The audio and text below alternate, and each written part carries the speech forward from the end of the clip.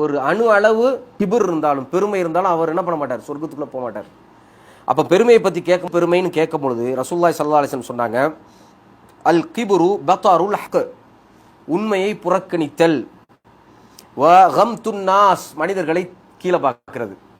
அப்போ ஒரு ஆள் நசியத் செய்யறாருன்னா இத்தகுல்லா, உதாரணத்துக்கு இத்தகுல்லான்னு சொல்றாரு, அல்லாஹ் பயந்துக்குங்க, இந்த பாவத்தை செய்யாதீங்க, அல்லாஹ் பயந்துக்குங்க, கேட்காதீங்க, அல்லாஹ் பயந்துக்குங்க, சினிமா பார்க்காதீங்க, அல்லாஹ் பயந்துக்குங்க, தொழுகையில சரியா இருங்க, அல்லாஹ் பயந்துக்குங்க, குர்ஆன் ஓத கற்றுக்கொள்ளுங்க, அல்லாஹ் பயந்துக்குங்க, உண்மையை பேசுங்க. இப்பெல்லாம் அவர் சொல்றாருன்னா அல்லாஹ்வின் புறத்திலிருந்து நமக்கு வருது. அல்ஹம்துலில்லாஹ், இந்த மனிதரை அல்லாஹ் தேர்ந்தெடுத்திருக்கிறான் என்கிட்ட உபதேசம் செய்யறதுக்கு, நான் நிச்சயமா மாறணுங்கிற அந்த ஒரு எண்ணம் தான் நமக்கு வரணுமே தவிர, இவன் யார் உபதேசம் செய்யறது, யார் இவரெல்லாம் உபதேசம் செய்ய தகுதியற்றவர். இது யாருக்கு வந்துச்சு?